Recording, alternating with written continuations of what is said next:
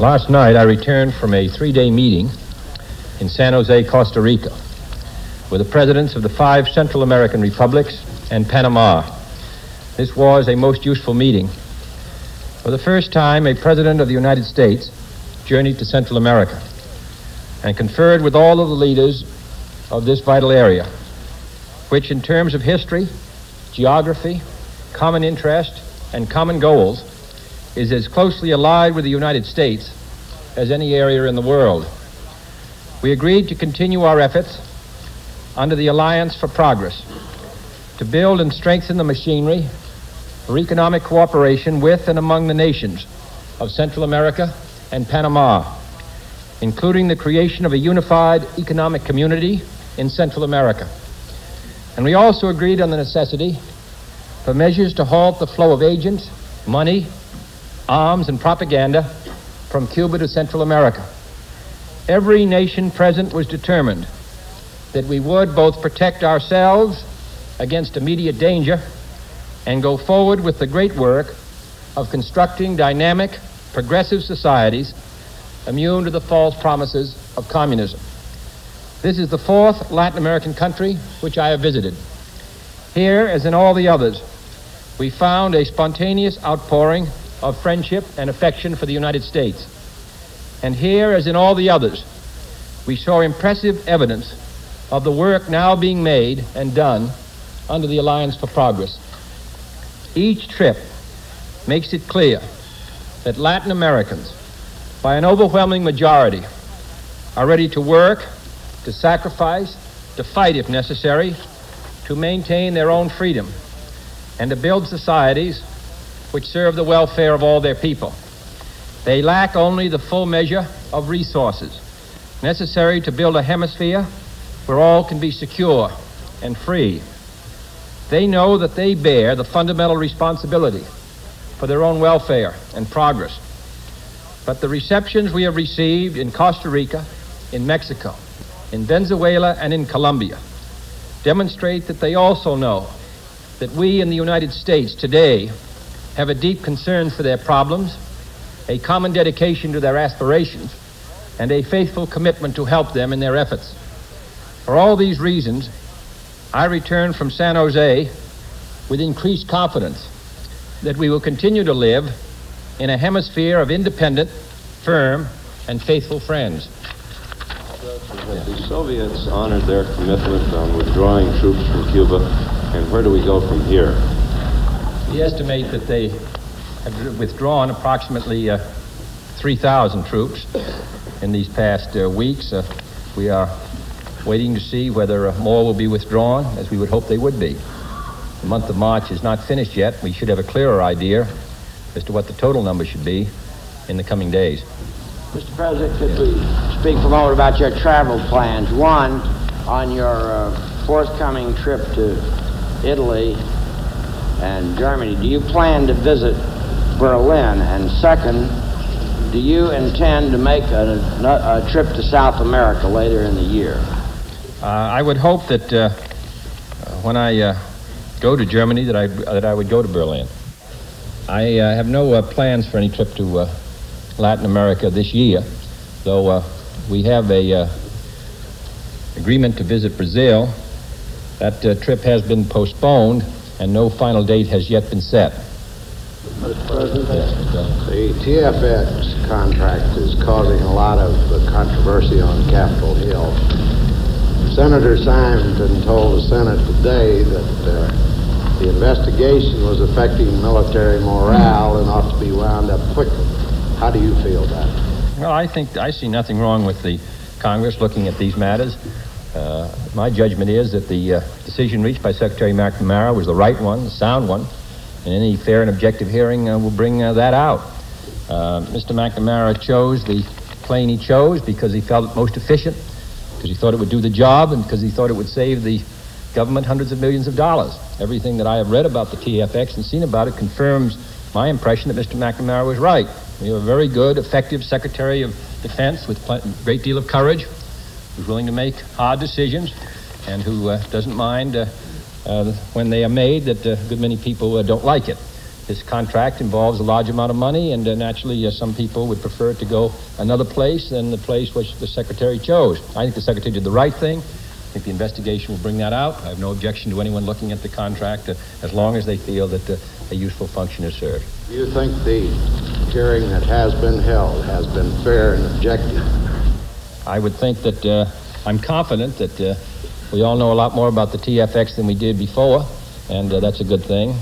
And my judgment is that the more this hearing goes on, the more convinced people are finally that Secretary McNamara is a very effective Secretary of Defense, and that we're lucky to have him. Mr. President, the United States has long had a deep interest in South Korea and its independence and democracy. Last weekend, there was an announcement by the military government of a bid to continue its power for 4 more years rather than turn affairs back to a civilian government after an election.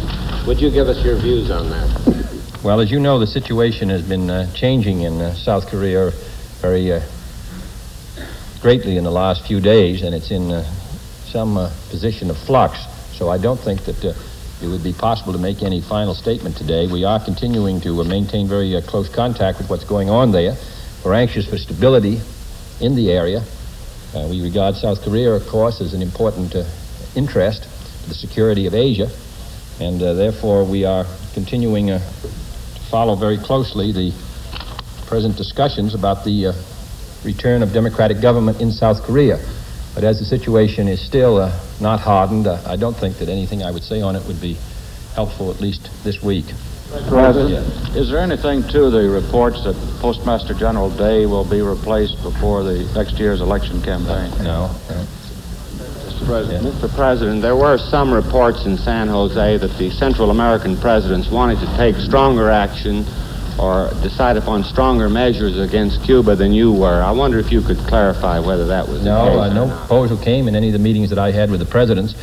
As you know, one of the conclusions reached at San Jose was to take effective measures, the countries involved, and also to ask the other countries of Latin America to take effective measures to stem the flow of arms and particularly of men who move by subterranean means frequently without passports from one country or another in Latin America to Cuba, are trained and then come back for subversive activity. We are going to take effective means to attempt to control that traffic. There was no proposal. I think they're quite aware that we have taken every conceivable action to isolate Cuba, that's our ambition, as long as Cuba maintains a association with the bloc and and is used as a communist military base. I don't think that the presidents of Latin America thought that further action, invasion, or blockade at this time would be fruitful. At least none of them made that proposal to me. And as you know, the burden of such an action would fall on the United States, and I think they're quite aware that it's the United States that would have to carry out the action, that we have responsibilities all through the world. We just mentioned South Korea and Berlin as an example of 2 areas where we have vital commitments, so that I think the presidents of Central America are well aware that the United States is as anxious as they are to prevent the flow of communism in this hemisphere, and that we are taking every action that we believe to be responsible and effective to achieve that end. And they also recognize that one of the most effective ways is to meet conditions in their own country to make sure that communism doesn't get a grip because of the failure of the economies. One of the countries that we visited, 400 out of 1,000 of children do not attend any school. We cannot expect stable democratic societies to develop in an atmosphere where half the population is illiterate. Now, that's the kinds of problem which have traditionally affected and infected Central America. The governments are attempting to meet these problems. We're attempting to help them through the Alliance for Progress. We believe that this is the most important step we can take now, combined with the actions we're presently taking against Cuba, which are well known. Mr. President, sir, concerning effective action in another area, the Olympic Games, some time ago you expressed concern that the amateur groups were bickering to such an extent that the U.S. might not be able to field a qualified team in the 1964 Olympics in Tokyo. Has that question been settled to your satisfaction? And 2, will the United States grant the usual federal money to aid in the effort to get the Olympic Games to the United States and Detroit specifically for the first time since 1932, in 1968? Well, in the first place, as you know, General MacArthur did the arbitration and did it most effectively. Therefore, we feel that problem is going to be solved on the question of accrediting amateur athletes. Secondly, on the question of where the 68 Olympics, that's a matter for the Olympic Committee. If there's a chance to get it to the United States, we'll strongly support it. And if Detroit is chosen, I would certainly be wholly in favor of the United States doing everything it could to make it a success. I'm a strong believer in the Olympic Games, and I hope the United States has a strong amateur team representing this country, because this is a vigorous society, and we'd like to demonstrate it. Mr. President, you have been warning with repeated frequency lately about the possible dangers of a recession. Some of your supporters, both in and out of the administration, are expressing concern that your main thrust against it, namely a large tax cut, may not get through this session. If that should happen to be the case, or if you got an inadequate tax cut, do you have another alternative against recession? Well, in the first place, we don't believe that there will be a recession this year. The most recent economic indicators seem to me to be more encouraging than the ones that we had in January, when we stated that the chances were against a recession in 1963. But we also live with history, and we realize the rhythm of the 1962 recessions, and we don't want to duplicate that. Now, our tax cut is predicated on the assumption of a $10 billion tax cut over a period of 18 months, which, combined with the budget we had, we felt combined thrust to the economy and also a degree of fiscal responsibility. If you're suggesting that I would look with equanimity upon the failure of Congress to act this year on a tax cut, that would be wholly wrong. If we get through this year in good condition economically, we come into 1964. We know, as I said, something about the rhythm of the business cycle. We had 2 recessions in 2 years in the end of the 50s. So I would think that merely because our prospects look good in 63, I would think that that's all the more pressing for us to take action in time. Now, if we don't take action in time and we move into a recession, we have to take a good deal more action than we would have if we had taken it before the recession came upon us. And we have to take action to put people to work. We already have too high a rate of unemployment. If we get into a recession, it would go much higher than that. So that I would think that everything, most of all common prudence, indicates and dictates that we get a tax cut this year, which, combined with the expenditure level we have of the government, we believe represents the best combination. So I would be very concerned if we didn't get it this year. What I really meant, sir, was what do you plan to do if you don't get a tax cut? I plan to get the tax cut, Mr. Morgan. Mr. President, are you aware of any international significance to the meeting between Pope John and Mr. Adjabay, Khrushchev's son-in-law? No. Some historic interest, but not any underlying international significance. Mr. President, sir, as you know, Mr. Adjabay stated when he got through that there was no coexistence between the ideologies of Pope John and Mr. Khrushchev, and that's been my view for a long time. But I think that Mr. Khrushchev is, what Pope John, I think, is interested, of course, is seeing that and I think other religious leaders are interested in preventing a nuclear war, so that he believes, I think probably, that communication is one of the means by which we can achieve that objective. Mr. President, could you now give us a report on the exploratory talks on the NATO nuclear force and what you see as the prospect for that force? Yes, I'm going to see Mr. Merchant tomorrow. I understand he is encouraged by his trip. He's going back again in April. We are hopeful that it may be worked out. As I've said before, this is a proposal that we are making to the Europeans to meet a need which they've suggested. This is not a proposal which we feel essential to the security of the United States. It's a proposal which we've advanced to meet security needs of Western Europe.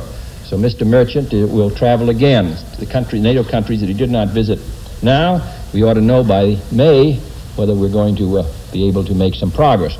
In any case, by the Ottawa meeting, we should have made some progress on multinational nuclear forces, and we should have a clearer idea whether we're going to be able to carry through on multilateral nuclear forces. Mr. President, Yeah, I'm sorry. Mr. President, sometime in 1963, the Soviets were scheduled to launch 2 spacecraft and perform a rendezvous and a docking, and the men are supposed to change ships. Now, I'm told if this happens, it puts them in a position of being able to mount a nuclear weapon in space. And if that happens, what would be the American response? Would we try to do likewise, or would we try to shoot it down? Well, these are all presumptions, Mr. Alexander, that I wouldn't be able to comment on. I'm not... the United States is making, as you know, a major effort in space, and will continue to do so. We're spending an enormous sum of money to make sure that the Soviet Union does not dominate space. We will continue to do it, and we will continue to take whatever steps are necessary to prevent any action against the United States. The fact of the matter is the Soviet Union today, with a nuclear weapon, can reach the United States with a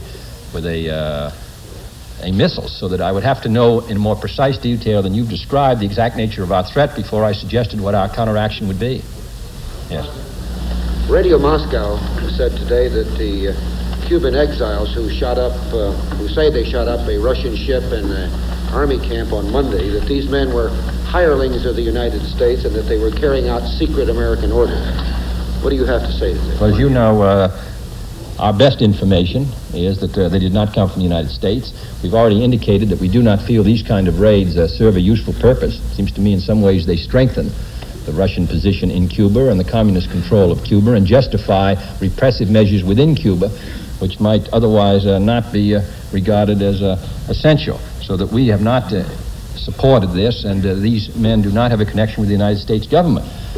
I think a raid which goes in and out does indicate the frustrations of Cuban exiles who want to get back home and who want to strike some blow, but I don't think that it increases the chances of freeing Cuba.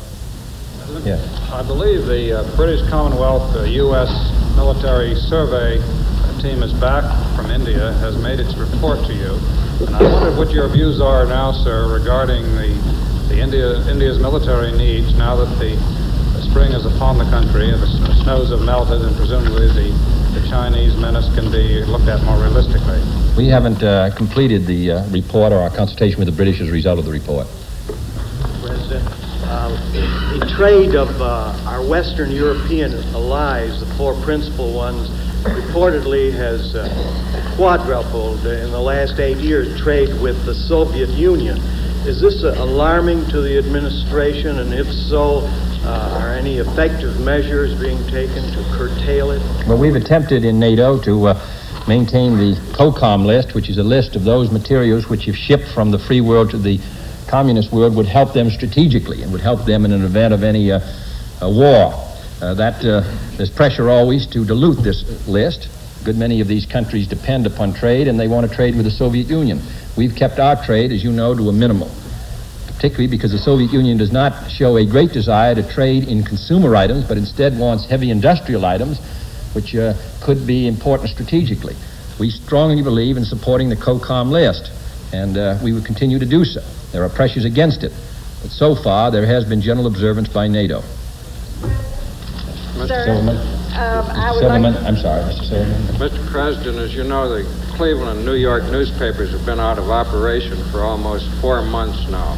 After your last rather strong statement on the situation, there was an improvement, but now it's lapsed back again. Is there any comment that you care to make on this? Or? No, but there's seems to be some hope that in the next few days that there will be an acceptance of the offer that Mayor Wagner made in the New York case, which has been, which I thought was a very fair offer.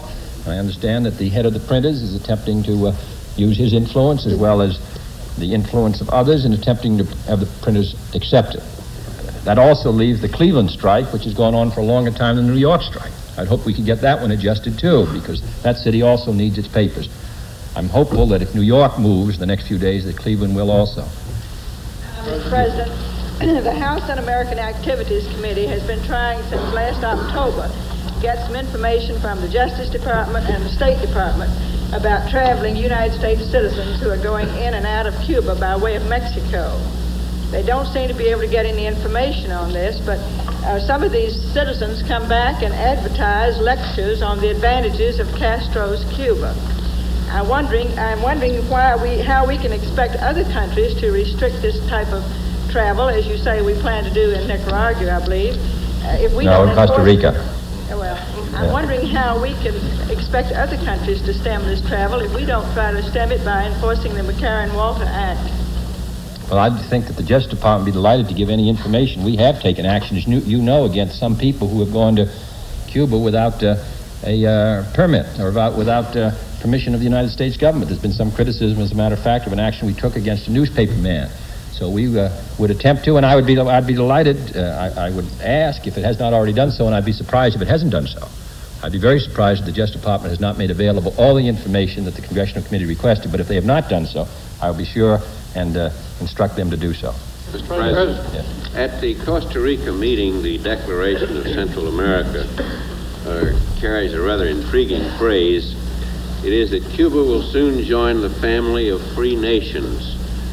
I wondered if there's anything that you gentlemen know about that you could tell us that we don't know. No, I think the strong conviction is that the people of Latin America want to be free. They don't want to live under a tyranny, and that Cuba will be free. That is the conviction of the people of Central America and Latin America, and that's the conviction of the people of the United States. Mr. President, the Civil Rights Commission for months has been trying to hold a hearing in Mississippi. Do you feel that this hearing should be delayed any longer? No, that's the judgment the Civil Rights Commission should, any hearing that they feel advances the cause of, or meets their responsibility, which has been entrusted to them by the law, then they should go ahead and hold it. Mr. President, the TFX fighter plane controversy has drawn more attention to Senator Case's criticism of those politicians who, in recent campaigns, have urged the public to elect candidates on the grounds that they can bring more big defense contracts into those particular states, the implication being that they could use political influence to do this. Now, do you feel that this sort of a proposition to the public builds confidence that these big defense contracts are being let fairly? Well, I think the contracts are being let fairly, but of course there's great competition, and it's no wonder because thousands of people jobs are involved.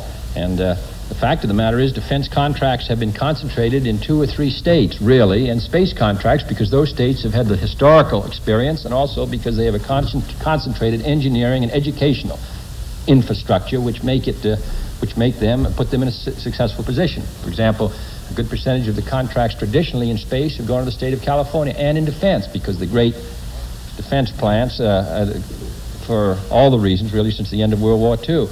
Now, so senators and congressmen who are concerned about unemployment among their citizens, who are concerned about the flow of tax dollars, will continue to press.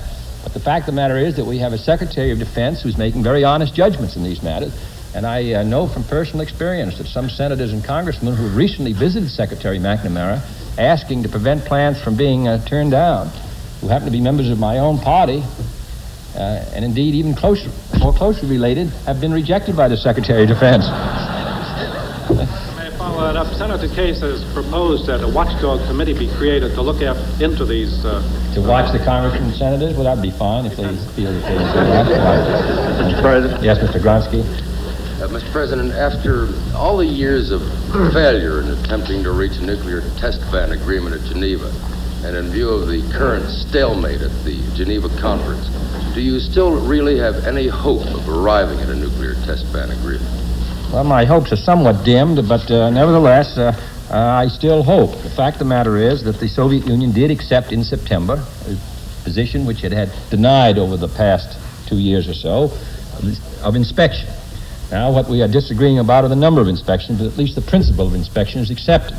Now, the reason why we keep moving and working on this question, taking up a good deal of energy and effort, is because personally I'm haunted by the feeling that by 1970, unless we're successful, there may be 10 nuclear powers instead of 4. By 1975, 15 or 20.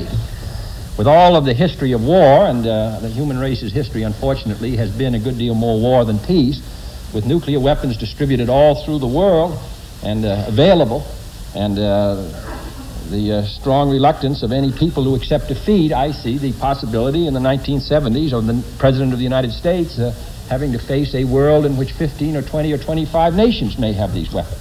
I regard that as the greatest possible danger and hazard. And now, I'm not even talking about the contamination of the atmosphere, which will come when all these nations begin testing. But as you know, every test does affect generations which are still away from us. So I think that when we're now talking Soviet Union, United States, whether we'll have 7 or 3, we've come this far, I think that we ought to stay at it. So I don't, not disturbed at all by those who attack every effort we make to get a nuclear test ban. The fact of the matter is that when the treaty is signed, if it ever is signed, and I hope it is, it must go to the Senate. It must be approved by 2/3 of the Senate. Therefore, there seems to me great protection to all of us. Now, the other point I want to make is that we test and test and test, and you finally get weapons which are increasingly sophisticated. But the fact of the matter is that somebody may test 10 or 15 times and get a weapon which is not nearly as good as these megaton weapons, but nevertheless is two or three times what the weapon which destroyed Hiroshima or Nagasaki, and that was dreadful enough. So I think that we have a good deal to gain if we can get a test agreement. And so we're going to keep at it. Now, members of Congress who may object to that will have their chance to vote A or nay if we're successful in a treaty and we present it to the Senate. In the meanwhile, we're going to stay at it. Many, if not most, of the witnesses before the Ways and Means Committee and the members of the Joint Economic Committee say that your tax program is too little and too slow. Would you accept an immediate tax cut at the figure they're now using, around $6 or $8 billion at once? Yes, but the only thing is, Mr. Brandt, they also then come out against essential governmental programs. I've seen very few people who have said that they would support what I regard as essential programs, national security, domestic security, and all the rest, and a tax cut of the kinds of figures you're talking about. What you're asking us to do is choose between these programs, which involve, as I've said, the national security in many cases, or domestic welfare. They're asking us to choose between those programs and the tax cut. I think the best combination is the present figure that we've reached of our expenditure level plus the tax cut. Now, if economic conditions warrant a speed up and the Congress believes it, I would accept that. But I don't think we ought to be under any misapprehension that when they talk about a speedier tax cut, they're also talking about a decline in defense expenditures as well as space expenditures as well as domestic. For example, a bill which I think is vital to this country, which is a bill to provide for building medical schools, so we'll have at least the same number of doctors in proportion to our population 10 years from now that we do today, is held up now in the Rules Committee 7-7. Now, I think that bill is very important. Not so much for today, but 5 years from now, 10 years from now. It has the support of the doctors. We need doctors in this country. We don't have enough, and they're reluctant to vote that out. It's ties, 7-7. I want this tax cut to stimulate the economy, but I also think we ought to have enough doctors. So I think the combination we've got is the best one.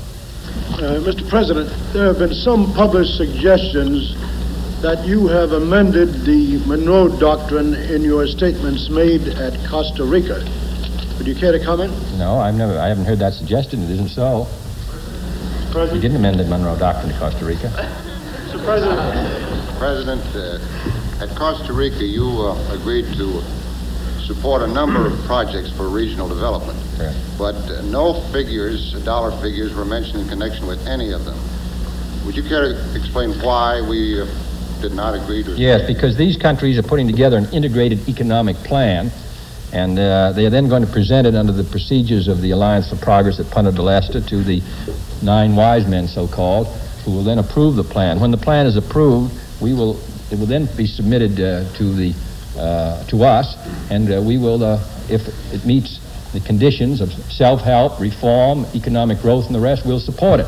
What we've indicated to them is if their plan is sound, if they're making the necessary commitments themselves of tax revenue, agrarian reform, and all the rest, and if it meets the approval of the 9 wise men who are Latin Americans and North Americans, then we will support the plan. But I think we can decide what that figure of support will be better when we've seen the plan and gotten the approval. But we didn't want to leave them in any doubt that they will have, and I think they should, our wholehearted support when the time comes. Anyone, as I said, who's seen these countries and know how much they want to do well, how vital they are, must feel that we should be of some help. We can't be satisfied to have the hard conditions of life which so many of them face. So we're going to help support them if the Congress agrees, but we first have to see the details of their plan. Mr. President, Yes. in regard to the TFX contract, would you describe your personal role, and specifically, did you make any suggestions as to who should get the contract? No, I didn't. No, this is completely the Defense Department. Do you share the view of some officials in the Pentagon that members of the McClellan Committee, particularly those up for re-election next year, may have been politically motivated in attempting the award to General Dynamics? Well, as I said, that when a contract goes to one state, then another, the company may involve, or the senators may involve, the congressman want it to go to another. I would not get into that question because I don't think that's the important point. I assume that the McClellan Committee on which I once served will render a fair judgment. Number two, I'm confident of the TFX contract because I'm confident of Secretary McNamara, and therefore, as I said, this hearing can go on as long as they feel it serves a useful result. And whatever the motivations may be, and I wouldn't attempt to explore them, I have confidence in the committee and the members involved. How do you explain the undue reluctance, appears to me, in the large segment of Congress to support your domestic programs such as support for medical schools, the Youth Service Corps, and many of the other programs that you have advanced in order to help segments of our population? Well, the fact of the matter is the hospital plan came out of the committee and it came to the Rules Committee. And the Rules Committee, one of the members who supported the plan was sick, so it came up for a vote. The 5 Republicans on the committee voted no. Judge Smith and Colmer of Virginia and Mississippi voted no. The 7 Democrats voted yes. Mr. Madden was sick, so the bill's tied 7-7. I hope he gets well. I hope he has an opportunity to vote on it again, and then maybe we will have some hospitals. Thank you, Mr. Thank you. President.